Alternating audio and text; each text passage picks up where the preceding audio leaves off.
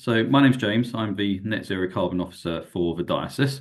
And we're here just to run a workshop about Give to Go Green. It's going to be quite informal. Have plenty of opportunities to ask questions.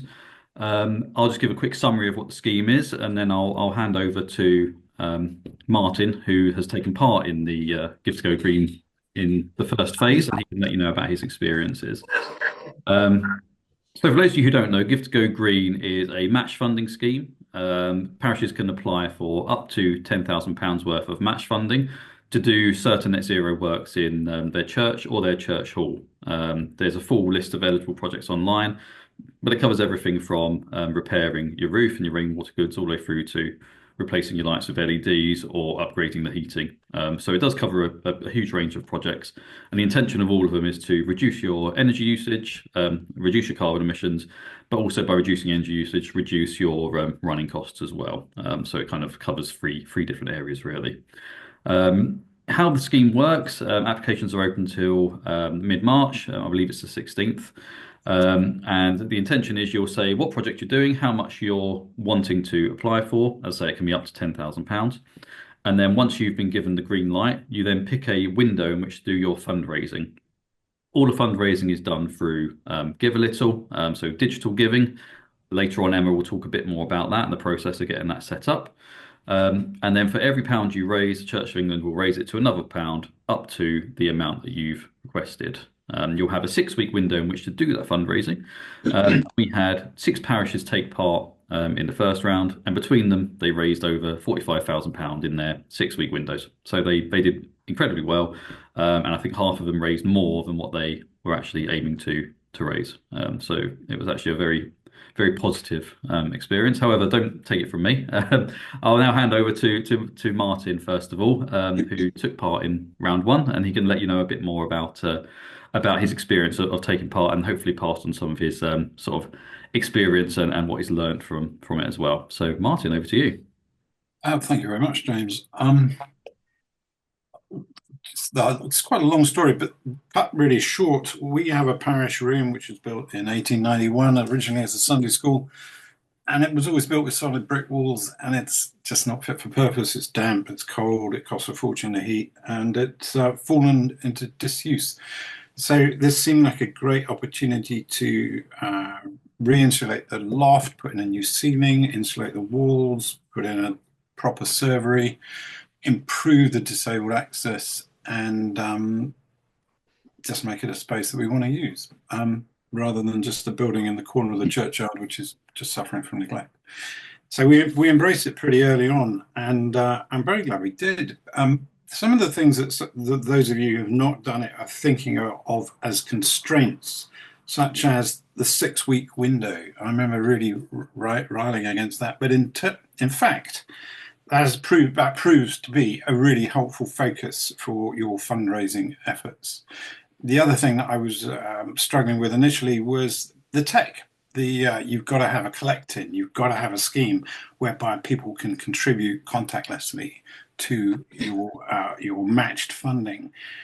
And of course, everybody went, "Oh, that's difficult. What if we want to give cash?" But you just persevere, and it's as easy as it's so easy. I mean, it's just ridiculously easy. So persevere with that. It will become a benefit.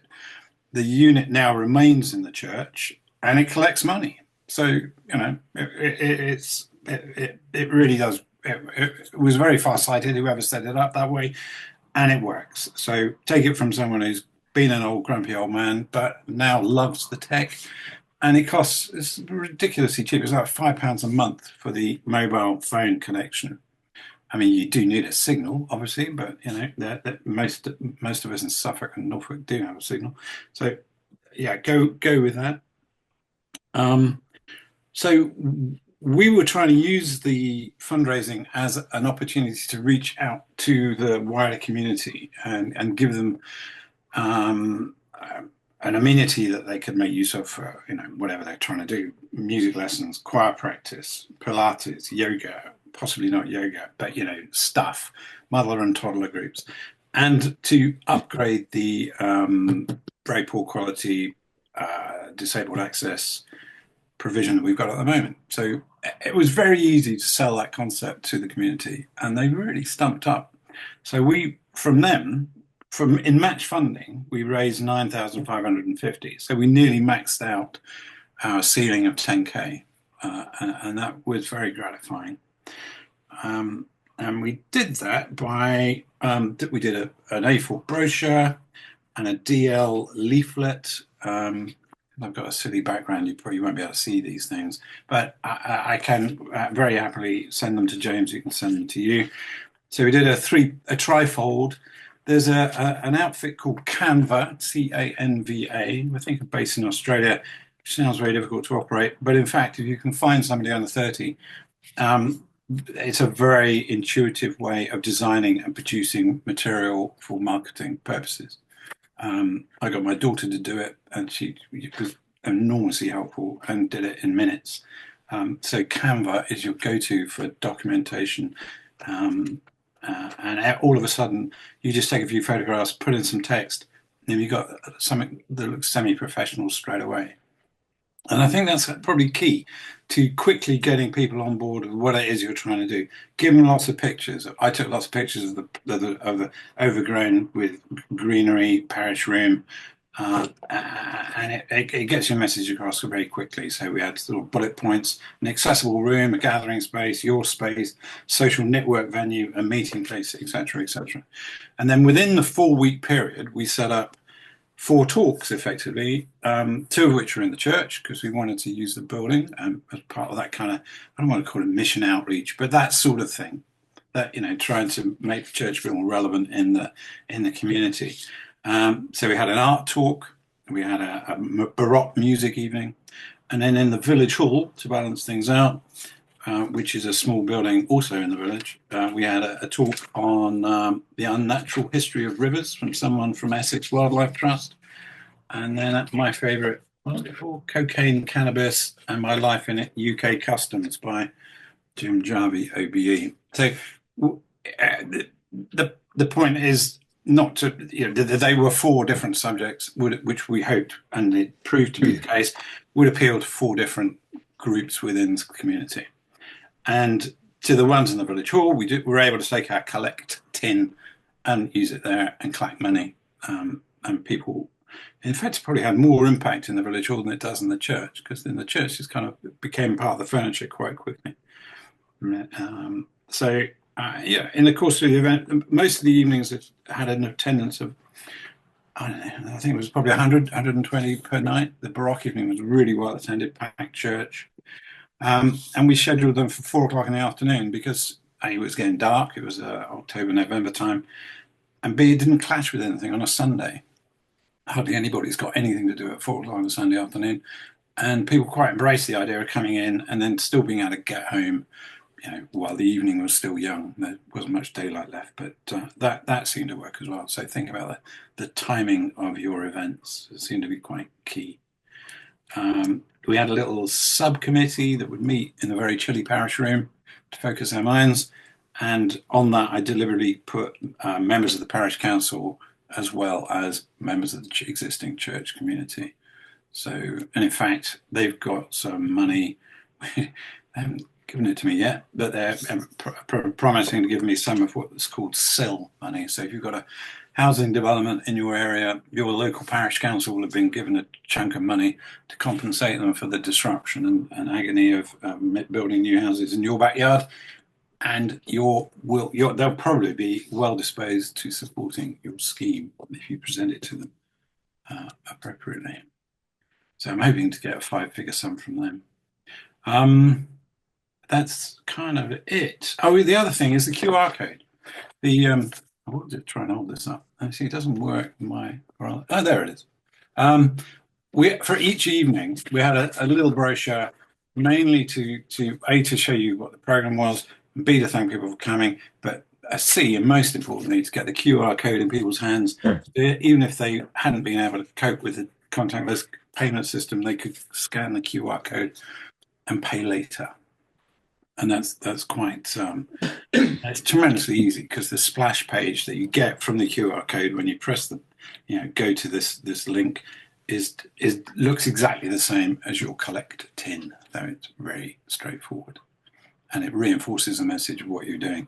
So that's the other thing that I rapidly learned was that you could very easily manage the collect tin's face point, the front of the thing with 10, 20 or other amount. And we then changed it at Christmas to a nativity scene, Christmas tree, and it just keeps it relevant and alive. And we will do more fundraising. We're not allowed to do any more within the Give to Go Green scheme, but we will be doing more fundraising probably in the spring to just add a bit more cash to the process, the project. So we'll probably aim for 40K. We're at 22K at the moment. Yeah, so I'm fairly positive about it. I probably gabbled a lot of my story, but do jump in and ask me anything you'd like to know of Pederstry's experience. My role within Pederstry, by the way, is I'm the church warden for the church. So one of the two church wardens. Over to you for questions, or I can rabbit on for a bit longer, but I think you probably need to cut across me with some pertinent questions. Hi, Martin. Hi. All sounds very interesting. Did you find that as a church warden, you took it on because you were sort of willing? Was it something that a church warden heads, do you think, in your experience, or could it have been anyone else? Yeah, I just happened to sit next to James Rolls at an training evening for church wardens back in the summer, and I just kind of got into it that way. I don't think you need to be a church warden. Treasurer would do. Vicar would be equally good. I don't know. I recognise you, sir. How are you? Anyway, no, you don't need to be a church warden, but it's you just need to have I don't know, the faith in your vision, as it were, which sounds very pompous, but you do need to believe that you will raise money, and it's quite extraordinary how generous people can be, or quite out of the blue. So I think there's nothing to be lost by trying. Really, you're bound to succeed. I guess on your subcommittee, you had some PCC members and some members of the community, so it probably helps to spread the load a little bit. We did, yeah. Particularly, I think try to get the chair of the parish council on the subcommittee because they kind of control their funds. Plus, they can bring in other local community-minded types. But the rest, I'm afraid, were willing volunteers from the church, the usual suspects. Including the treasurer, the other key person in any of this is the church treasurer, because they need to be able to be prepared to put up with the slightly additional admin of processing and receiving the payments. Although it all happens automatically, it's another reporting line that you have to do. Yeah. Thank you. No worries. Graham, I just remember your name now. Graham Hill, isn't it? Oh, I recognise you, sir. we have a murky history. We do. Yeah, we do. Good to see you, Martin. Just one question towards the end there, when you said the timing of events and you pitched them around the time of the year when people are happy to go out at 4 o'clock in the afternoon, but that's kicked off by you identifying this 6-week fundraising window, presumably. The two go hand in hand, or did you treat yourself? No, so you're right. In my naivety, I thought I'd get the job started in December.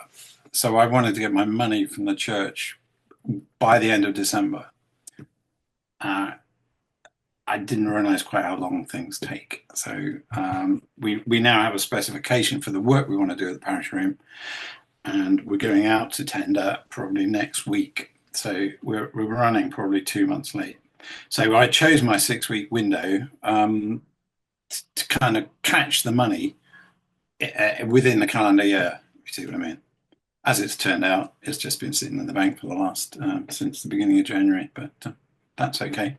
It doesn't do any harm to have it banked. So I think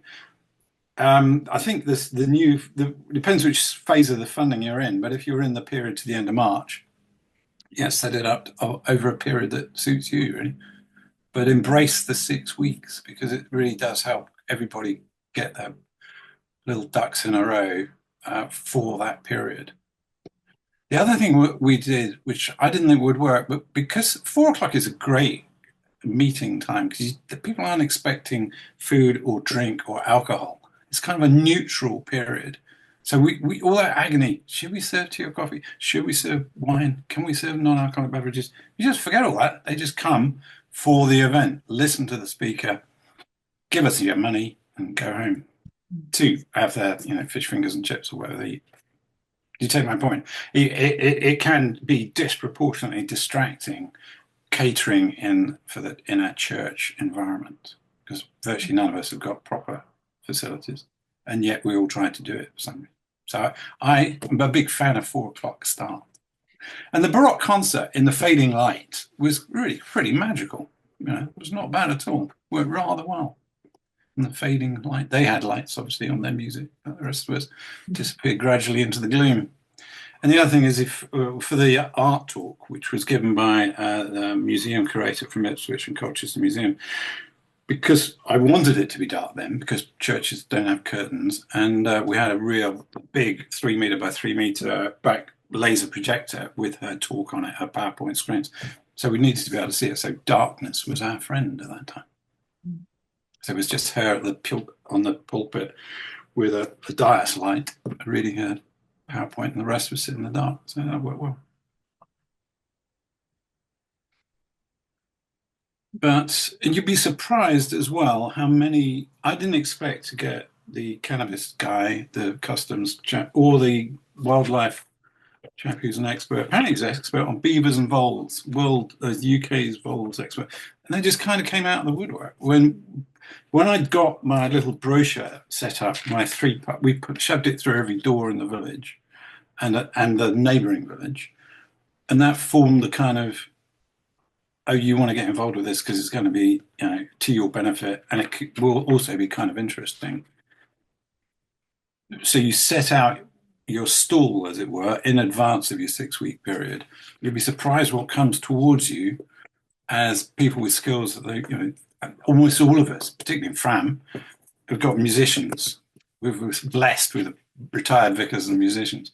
So do ask them, because they'll probably be delighted. They don't do it for free, I have to add, but that's not the point. I was quite happy to pay the musicians and the speaker, and the two who did live in the village very kindly gave their services for free, but that didn't diminish the quality of their talk.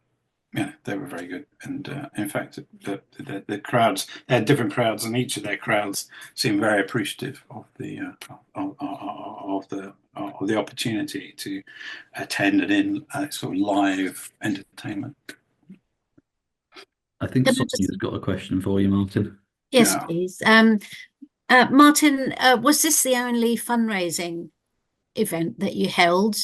And if it wasn't the only fundraising event, how did this affect the funds that you got for the other projects? So was there sort of fundraising fatigue? I would say, if you keep asking people for money, eventually they'll say, they get fed up. We haven't got it. I totally agree. And we've only asked them once. We gave them 4 events to attend and support. The donations were entirely voluntary. We didn't charge for any of them. Yeah. And that also saves you all the faff with tickets, because that is another minefield of admin. I don't recommend tickets. Just trust people and they will come, and then get them to donate when they get there. So I always stood up at the start of whatever the event, the music or the art or the cocaine or the water voles and rivers, and said, these people are here, and we're raising money for X, Y, and Z. So please do visit the machine at the back of the room, or take your QR code home with you and scan it.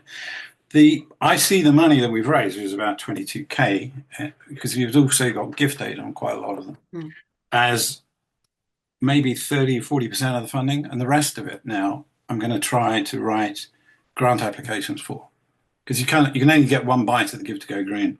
You're in there, you can take it, and that's that. We've done nicely, thank you, but and that's reasonable, because everybody else needs to have a pitch at it. No, it didn't really take away.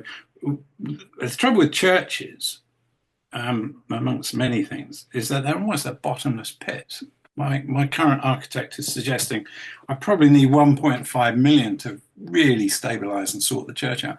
Well, that's completely unachievable without a national lottery massive grant. So I don't see it as being this parish room project. I see it as being as in competition with that because it's a whole different scale. Mm. But yeah. My plan for that is to get the church listed as an at-risk building by English Heritage, and then apparently that eases your way into the National Lottery's funds. Just one thing from me, Martin. Just quickly remind what the project you're doing, the parish room, what actually that involves. So I did rather gloss over that. Basically, insulation. So it's a single skin brick building, which was probably fine for small boys in short trousers in 1891 because they were bred tougher then. But it is very hard to heat, and it's always riven with damp because the cold surface condensation. So we're going to take out the ceiling, put in a new ceiling, a plasterboard ceiling, and insulate it with a foot of whatever it is, rock wool.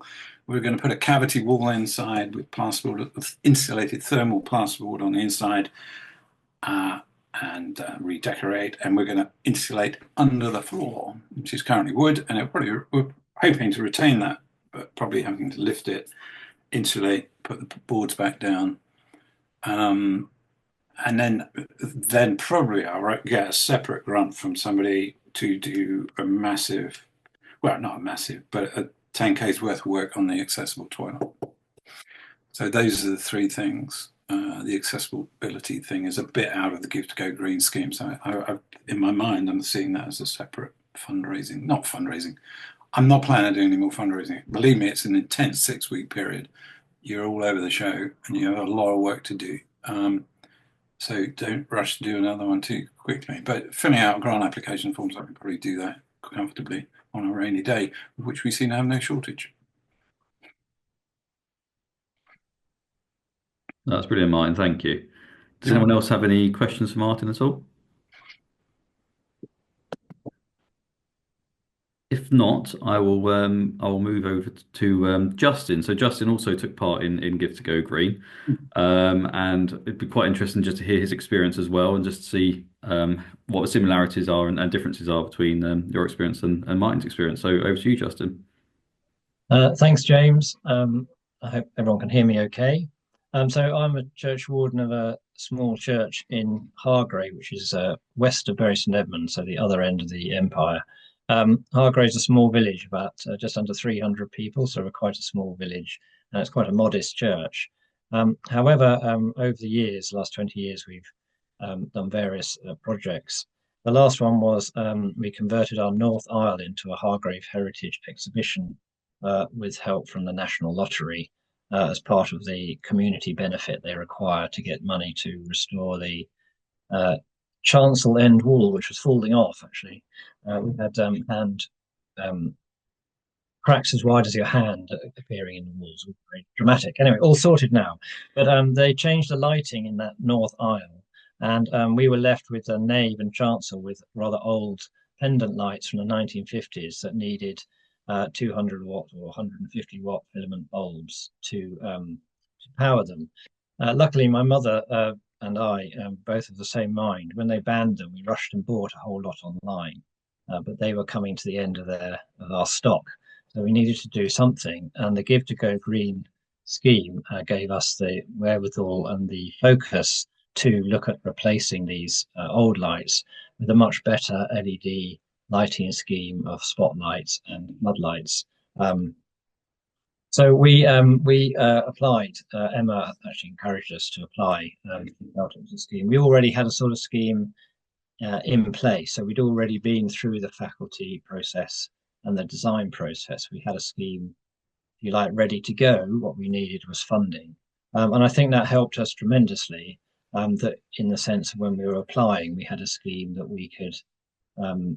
It was already defined well. I think Martin's, been very clear about what they wanted to achieve there, and we were very clear what we were aiming for here.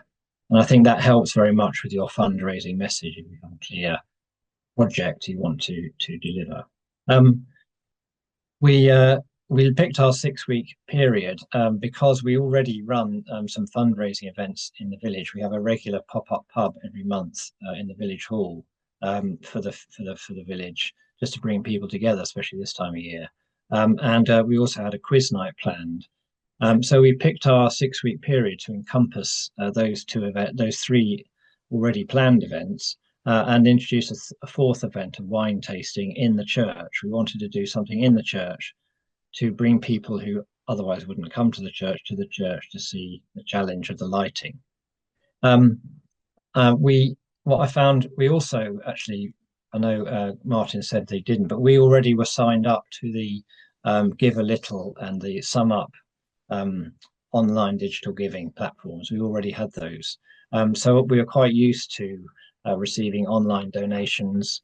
We already have on a church near you a panel where people can donate online, and we already use QR codes. So we were fairly up to speed with the digital aspect. And I know for some people that is the big barrier. Can be perceived as quite difficult to do, or beyond your ken, but actually it's not that difficult, but it's helpful to have someone who's done it before. So I'm happy to help if anyone wants help setting it up, because it's not always as straightforward. What we did was then we put a thing in a magazine. I'll just share my little computer here. Hold on. Can I share a file on here, James? Yes, I can, can't I? Or can you see my screen? I have to send a request to let me to do that. So what we did was put a thing in the magazine, which looked like this. So we did a little. Can everyone see that in their screen? Yeah, I think so. So we did a blurb in the thing, and we were quite specific. We wanted to change the light bulbs. It was very difficult to change a light bulb because I risked my neck every time I went up it. And we were clear about the target we wanted to raise and the period we had to raise it in, and clear about the matched funding. And what we wanted to get across was the idea that it was a good deal, in that the church were really supporting us, and it was doubling our money. So to encourage people to give a bit more on more back, that makes sense. And you can see we used the template. What was very helpful, and I'll just share hopefully this template.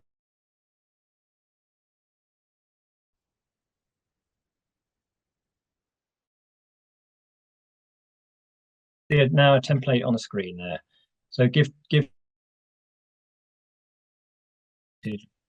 PowerPoint template, which we were able to update with our picture of our church, and also to use the different elements of it to produce our own posters, which look like this.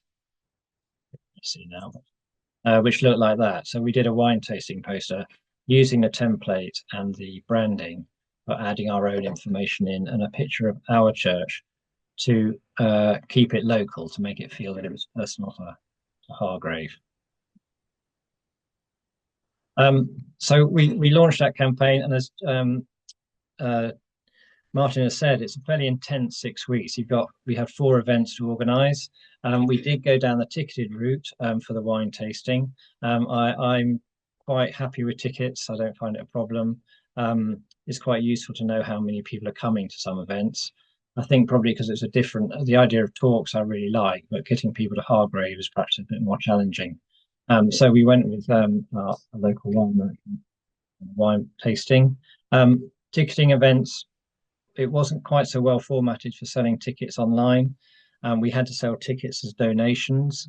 So there were some sleights of hands that we did around making sure that the money raised went into the match funding pot, rather than selling tickets and then trying to claim the match funding back, which got too complicated. So we did have to do a few tweaks to make it work, so all the money raised were qualified for the match funding. And I must say, having an online presence and having all the QR codes does is takes a person to that website where they can donate. It's just a signpost. It's nothing complex about it. All mobile phones nowadays have a QR code reader, so anyone with a mobile can click on the QR code and be taken to the website, or they can just go straight to the website themselves, or they can use the collect-in, as Martin was saying. It takes them all to the same place on the same screen to donate the money. And you can vary that screen, as Martin said, about the time of year or the event or whatever it is. But we found that what we were because we're a very small village, and I think Sonia was saying, did we keep asking the same people for money? We were very conscious that we wanted to do events that brought other people in that either weren't used to the church in Hargrave, or from surrounding villages, or from all over the place, to widen our net in terms of people giving. So we weren't always asking the same small group of people for money. Having an online thing and using that made that very easy. I had donations from London. I had some friends in London. I had donations from friends in Singapore. So it made it very easy for people remote to support our campaign. Don't be afraid to use your personal contacts and your PCC's personal contacts to further the campaign. Again, people who are not necessarily living in your community still feel they want to support your community, so they're happy to donate, and that's the useful part of online. The outcome we raised just over £5,000 in the village, which, considering our normal annual fundraising is about three and a half thousand, that was a phenomenal achievement for a small village in 6 weeks, which meant with a match funding we raised just over 10,000. Rather boldly, just after the campaign started, I signed a check for the lights. So we ordered the lights before just as the campaign started. Martin says, "Trust in the Lord." So we trusted in the Lord, and I signed off the 10 grand check. And we did have some money in the bank to pay it. I have to say, it wasn't completely trusting in his nibs. But what I want to do is have the lighting in by Christmas. So when our carol service was there, everyone who came along could see the new lights installed. So to achieve that time frame, we had to sign off fairly early on in our October campaign. And we did actually achieve that.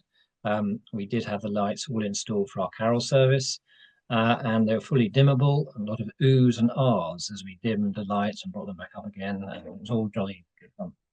So that was really important to show that immediate payback. That we've raised the money, and we've spent the money, and we've got new lights, and it looks great. So I think that's a very important part of it. And I know Martin was saying he's got money in the bank, and yours is a bigger project, Martin. But reporting on how you're doing is really important to your donors. So they sort of know, well, didn't we give some money to the church for that church, or lighting project? Nothing seems to have happened. Well, now they can see something has happened. We also I hand wrote a letter to all our donors, or sent them an email. That's more appropriate. So we personally thanked them all and sent them a picture of the new lights. So saying thank you at the end of it was really important. I think also what's really important for us is we've got a new lot of people who've given to Hargrave Church. So we're hoping that they will continue to give using the parish giving scheme. So we are following up with letters saying, thank you for your donation to Give to Go Green. Now you can continue to support Hargrave Church by using the parish giving scheme. So we want to try and create a larger community of givers or supporters for our church. But none of this would have happened if we hadn't had the Give to Go Green and James's and Emma's encouragement. As I said, 5,000 for a small village that normally only raises 3 to 4 a year in 6 weeks was phenomenal. And I think that what's great about this campaign is that match funding. It really unlocked a lot of people's wallets, put it crudely. Again, any questions you've got to ask me, please ask away. Or,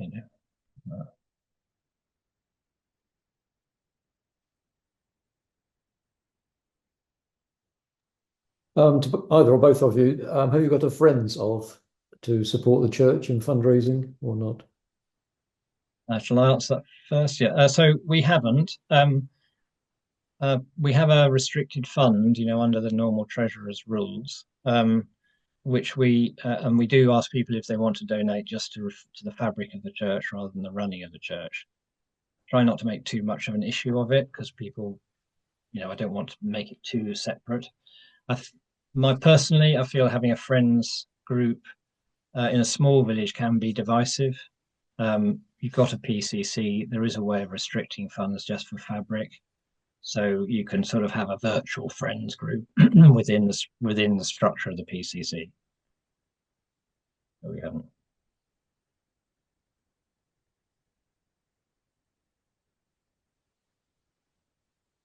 Martin, have you got a friends group? You're unmuted. You're muted, Martin. Let me out. There we go. No, we haven't got a friends group, but I think it's a very good idea. And also, I thought your point about saying thank you is important. And I'm just mulling that over to. It's something we definitely have to do, I think, and show some progress and some results. Shovels in the ground and all that. Carry on. Yeah, it's a real opportunity also to bring people on board to become regular supporters of the church. And the parish giving scheme is a very good and very simple to access scheme for someone who wants to donate regularly and a one-off. What I like about it, Emma's mentioned this to me, is they don't have to have any awkward conversations with any of the members of the PCC or the vicar. They can just give the money and click and it's done. They don't have to have that terrible sort of conversation. So that's very good. And so if you can bring those people on to the parish giving scheme, then that's a lasting legacy of the Give to Go Green campaign. Very good. Can I ask the other guys on the call, are you comfortable with the digital side of it, the whole online piece? Have you already got that, some of you, or you not got it? I don't know. That's Sonia saying yes. Maybe it's thumbs up. That's good. Cool. Okay. I mean, that's just it's sometimes a challenge, but actually it's really easy. Yeah, we do already have it. Yeah, it works well, and yeah, we get regular giving. So yeah. I do know we had a couple of parishes who weren't using digital giving. I think that's right, isn't it, Emma? And you helped to get them set up. Did we lend a device as well, I think, too? Yes. So, I mean, firstly, can I just say that both Martin and Justin were an absolute dream to work with. So, and I'm sure anyone else that coming on board for Give to Go Green this time will be as well. But you do need that front person who's just going to spearhead it, but they need to have a supportive team around them. Really makes a difference. But just great chaps to work with. So yes, in initial discussions with both, obviously neither Pettistry or Hargrave had the actual device, the contactless device. So Martin decided that Pettistry would buy one, which was great. And the diocese have devices that we can lend out. So I lent Justin the device for his 6-week period, so that he had the device there, as well as all the online options as well. So just so you know, when it comes to the technical side of things, the IT and the devices and online, absolutely, we can help you with that. And I would never want that to put someone off, as what Justin was saying as well. That should never be something that would put anyone off from doing this, because that is all absolutely things that we can help with and support with, and say even lend a device. No one's expected to go and buy a device if that's not how they feel. The way forward for them is we can lend a device for the period of the 6 weeks, and we have done that, as well as Hargrave. We lent a device to another church as well during that period, and that works really well. And I think as well that what Justin and Martin have just illustrated very well is that Give to Go Green, it sounds ridiculous. 6 weeks, you're thinking ridiculous. And so one of the churches we worked with in Ipswich said, we're just so worried that we're not even going to raise 50p sort of thing. Well, I mean, they ended up their own donation side of things, raising over £8,000 in a really poor area of Ipswich in their 6-week period. So, it absolutely can work. I think having someone to spearhead it is really important. But also, again, what we've had illustrated this afternoon is it's a real catalyst. It's a real catalyst for getting people involved. Again, talks that attracts different people, events that attracts different people, that suddenly maybe come into the church or start talking to people they wouldn't have done before, and who knows what happens beyond that. But it's a real catalyst. It can be a really exciting time, Give to Go Green, because it can be a launch pad to something else. So just from my point of view, I would say to you, the help is there, the templates are there, the practical side of thing, the branding is there, the support with tech is there, the support with all the QR codes and all those words that we hear a lot all the time at the moment that maybe a lot of people don't understand. The help is there for everything. And so that I just want to encourage you to know that you are no way on your own, not even through the whole 6 weeks. I mean, we tried to be, responsive, and I had the Give to Go Green. I could see how much everyone was raising. Every week I would check how much each church has raised, and then try and send an encouraging text just saying, well done, I saw it went well. And I was Martin sent me a video of one of their talks, and I was getting photographs and everything. So, I mean, honestly, it's we're in it together, 6 weeks. So I just want to encourage you, that please don't be worried about anything. Please let us help you through it, because, it can be a really rewarding. We've heard both Martin and Justin just say actually exhausted at the end of it, but actually, what a rewarding time. And it'll be it's a launch pad to something else for continued fundraising. So that's from me, really. I just wanted to encourage you and just offer both James and I our support for the whole project. We're absolutely here for you. 100%. Just to reiterate what Emma said, any support from me as well. Happy to help with applications. Happy to help you if you're looking at a project and you're not sure exactly of which direction to go in. Very happy to provide whatever support I can as well. And personally, I think this has been my sort of favourite round of net zero funding. I think the outcomes from it, from the church that have taken part, have just been amazing. So, and there's a huge amount of money that's available. I was on a call for Church of England the other day. The pot's at 800,000 that they need to distribute. So there's still a huge amount of money there. So there's a very good chance for the people who apply that they'll be successful and be able to make use of that. So yeah, absolutely any support that myself or Emma can provide, we're here to provide that support. One thing I've not mentioned is that during the process, you are asked to sign up to the Eco Church website. Is that right? Or subscribe to Eco Church? Is that right? Which we did, and which I've done. And I know it sounds a bit out there sometimes, but actually, it's really made us think how we can become more, as a church, more ecological. More importantly, how we can engage with that concern in the community about ecological matters and the environment and climate change, and use that as a way to bring people into the church or the churchyard to study our snails or look at our trees or see how we can improve the church installations and things like that. So actually that's another way of communicating with people, looking at the whole Eco Church website and the guidance they offer there. So actually that's area I haven't quite got my teeth into, but it's somewhere to pursue, look at, of interest. Again, it opens another door for you as a church if you're looking for ideas. I think, Martin, you actually put that on your leaflet, didn't you? Something like, it can be daunting when you think of climate change. What can I do? You feel powerless. Yeah. So this is a concrete way that you can take some steps that make a difference. Yeah, that's a good one. Because it is otherwise it can be overwhelming. Yeah, we odd that you should say you see things that benefit. So out of the talk about voles and unnatural rivers by this guy from Essex Wildlife Trust, we've now got a barn owl box in the churchyard. So we've got something to talk to the younger members of the congregation about, Barney the barn owl. This is apropos nothing at all, but it is sort of ecological and pleasant to broaden the appeal of the church in the community in which it sits, particularly its younger demographic. No.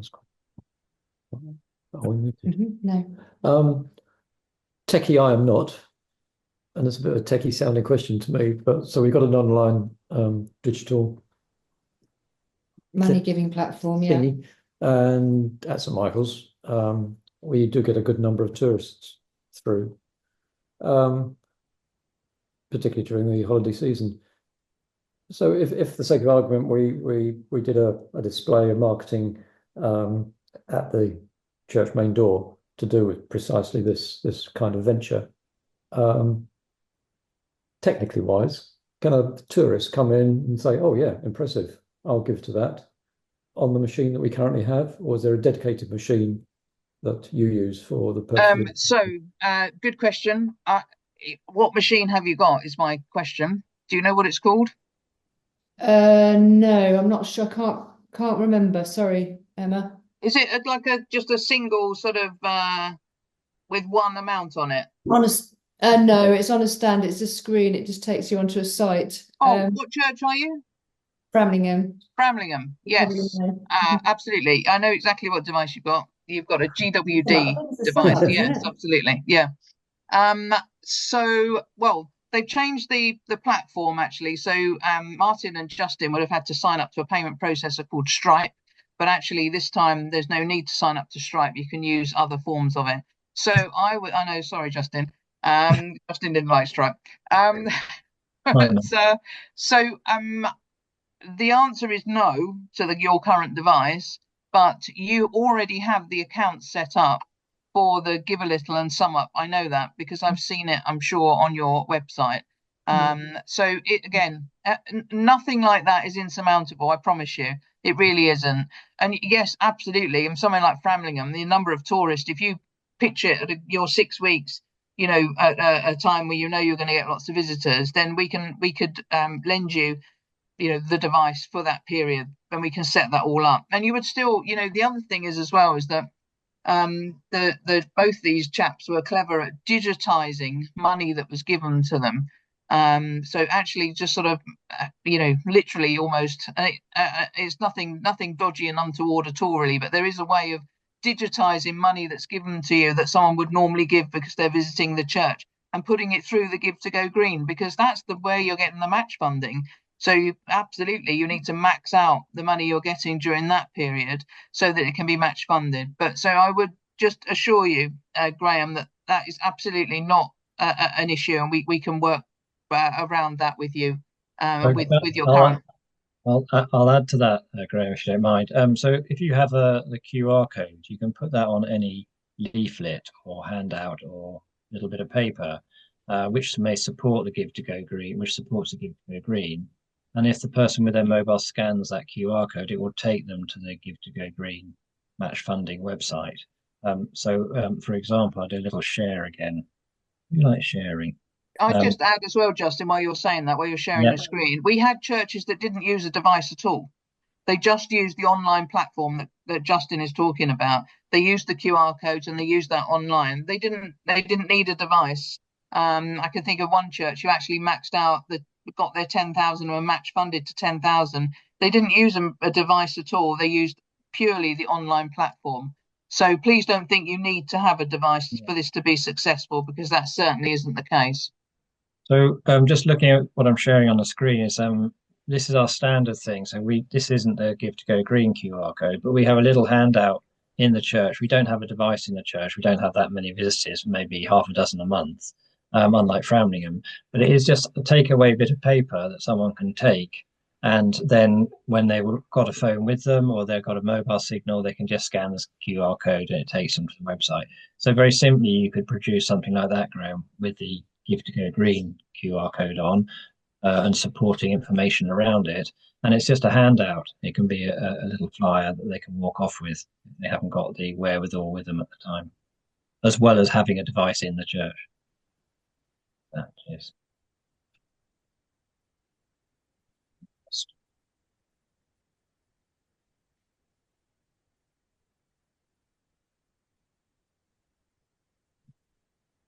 Does that help, Graham? It does. No, that's fine. Thank you. Especially smaller churches that may not have a Wi-Fi signal or maybe out of area, a leaflet with a QR code on is the quick and easy way of getting people to give online, basically. Okay, another question, completely no connection with what we've been talking about. If we receive a donation to the church, either from a family following a death or something like that, and there has been a case where my understanding is only the church treasurer knows, because the giver wished to remain anonymous. Can any kind of gift in that fashion be included? I mean, again, it's just if it goes through the portal, the Give to Go Green portal, then absolutely it would be match funded. So again, there are ways of doing this so that we can make sure that the money goes through the portal that's match funded. Absolutely, people will want to remain anonymous or want to just make like you say, a gift to the church in remembrance of someone. If it's during your 6-week period, I would just always encourage you, and so we can help you to do this, to put it through the Give to Go Green portal, because then basically it's match funded pound for pound. So I just think during that 6-week period, we've just got to be really sensible and try and make sure that the money that people are giving, I mean, if they're coming to events, then obviously it would go through that portal anyway. But we can support you with that, Graham. Again, that's not an issue. But yes, it's about making sure it does have to go through a certain portal, if you see what I mean, or a certain way of it getting into your bank account. But as long as it goes through that way, then it would be match funded. So that's something we can certainly support you with. But you are saying that there is a requirement that the giver has to be an individual. Yeah. Yeah. Okay. Yeah. We had quite a few. We had a few cash donations, which we simply, I or one of the members of PCC made a donation online, and then we took the cash. Just what I mean. So that's how we did it, without beating about the bush. If someone gave us a cash donation, which some people preferred to do, or a check, then we couldn't do it with a check. Sorry, with cash. Then one of us would pay the equivalent amount in using our own personal card, and then keep the cash. That's how we did it.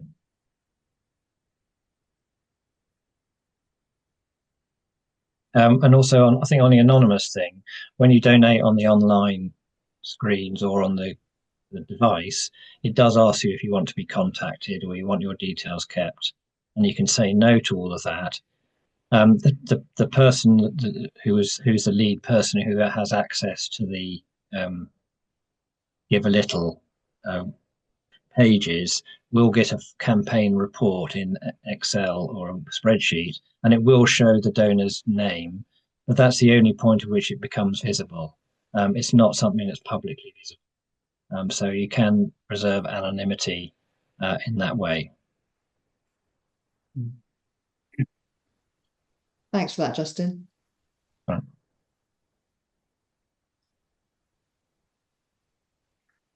I mean, we in fact have a regular donor on Give a Little, not the Give to Go Green. Gives £20 a month. Wanted to remain anonymous. I've emailed the address that comes up just to say we're getting it. Thank you very much. If you want to make yourself known, please do. But otherwise, thank you very much. I've never heard anything back, and the money's been coming in for over a year now. So some people do just want to remain anonymous. And in fact, that's the joy of an online giving platform, is that people can remain anonymous and give for their own reasons, and continue to do that.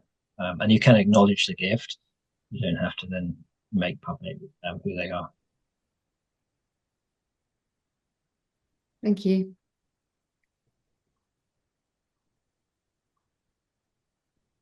Brilliant. Well, does anyone else have any questions or anything else they want to raise at all?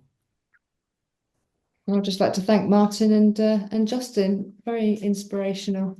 Thank you. You're very welcome. No, likewise. Thank you, Justin, and thank you, Martin, and well done as well in taking part and being so successful. It's it's great to hear. Really, really positive. Personally, if any of you guys want to reach out to me, via James or Emma, feel free to hand on my email address, Emma and James, and ask me the odd, maybe ridiculous sounding question. How on earth did you manage this? I'll share some secrets with you. But yeah, if you want some help, I'm happy to reply to the odd email.